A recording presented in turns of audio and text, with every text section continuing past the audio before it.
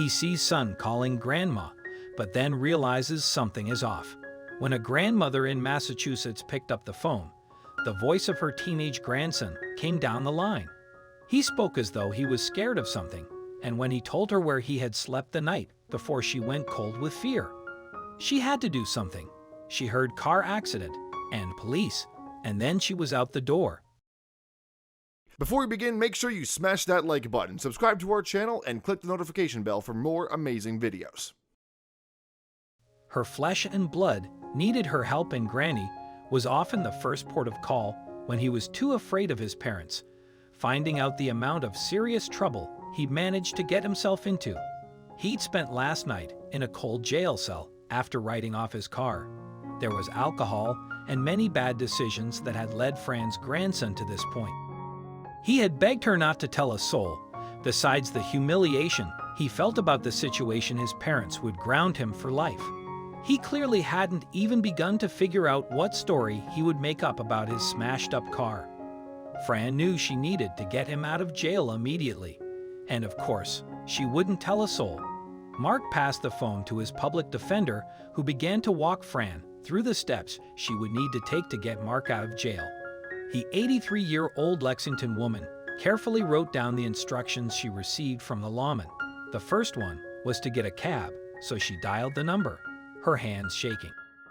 The cab pulled up to her home, and she stepped in.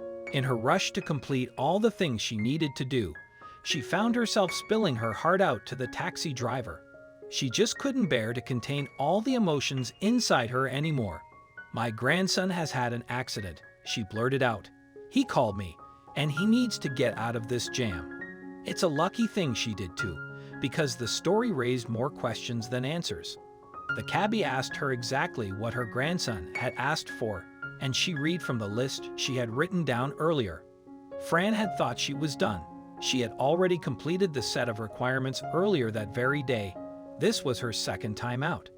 The grandson had asked her to go to a Home Depot store to buy $4,000 worth of gift cards. The caller told the woman how to call a cab, go to the store, purchase gift cards, and call back with the gift card PIN numbers. It was very convincing, she recalled. "All I want to do is get him out of jail. If they found out at school, he'd be off the hockey team. Everything would be ruined." Fran was on her way to Walmart this time, but the cab driver took her somewhere else instead. Spencer, the man driving the cab at that time, had heard about this lady before. This morning, in fact. Her story matched up to the story he'd heard from his friend, and strangely, that friend had been the driver who took her on the first trip to get gift cards. She'd already spent a fortune on Home Depot gift cards, and now she was going to do the same at Walmart. Spencer knew what he had to do. "Excuse me, ma'am, but that is not your grandson," he told the grandmother, but Fran just looked at him. How could he possibly know? But Spencer continued speaking. "It's someone posing." He took it upon himself to get her to the only place she needed to go, the Quincy police station. Fran had been duped. At the police station, the officers confirmed that it wasn't her grandson that had called her at all, but instead a fraudster had claimed to be Mark. It is a common scam aimed directly at grandparents. It is a simple ploy that pulls on the heartstrings. The relative of the grandparent explains he is in trouble and needs their grandparent to wire them funds. They would then claim that the funds will be used for bail money, lawyers' fees, hospital bills, or another fabricated expense. Fran could hardly believe her ears when she found out the truth, and it was a mix of conflicting emotions. She was thrilled that Mark was okay, but she was pretty upset at having the wool pulled over her eyes, not to even mention the money that she'd lost. She wanted to make other seniors aware of the dangers directed right at them, and in doing so, Spencer became a hero. The cabbie's actions now mean more seniors will get information about how to protect themselves. After the story went viral, Quincy Yellow cab driver Richard Spencer was the guest of honor at the Kennedy Senior Center in Quincy. The aim of the day, that was quickly dubbed Richard's Day, was to raise awareness. However, it did more than that.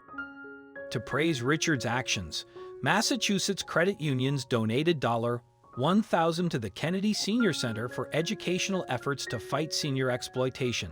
Today, this industry that's scamming seniors, they're making more than $40 billion a year off seniors. That's awful, isn't it? Said Walter Lascaux of the Cooperative Credit Union Association. Massachusetts credit unions have started a program called Senior Safeguards to fight back against scams aimed at the elderly. And it's sorely needed. Over a series of calls, they kept needing more money, said Clara, a woman who just happened to be in the audience today. She was the victim of a similar scam years ago. Her loss?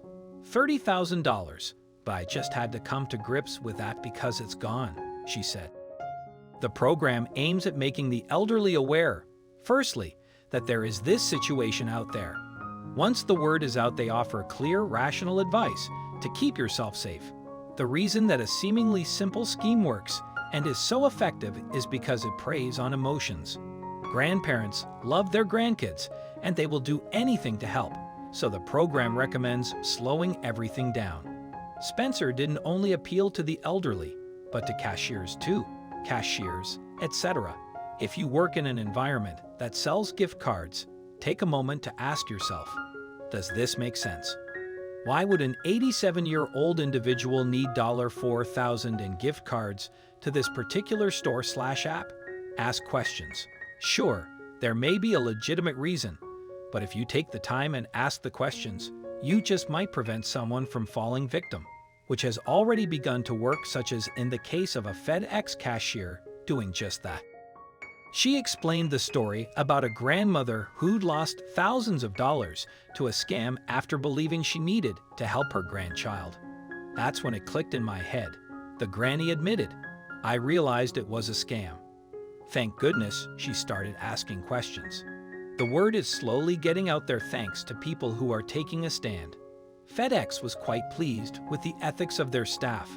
We're thankful our team member was able to help our customer avoid this situation, the company said in a statement. The grandparent scam has been around for a number of years, but it has grown more refined in recent years. This is mostly because so many personal details can be discovered for all to see on social media. There is usually some nugget of truth to what people are saying to you, said Middlesex District Attorney Marion Ryan. We are seeing a lot of these cases with some substantial sums of money. According to the Federal Trade Commission, victim losses from these family imposter scams have resulted in more than $41 million this year. That's a large increase from $26 million the previous year.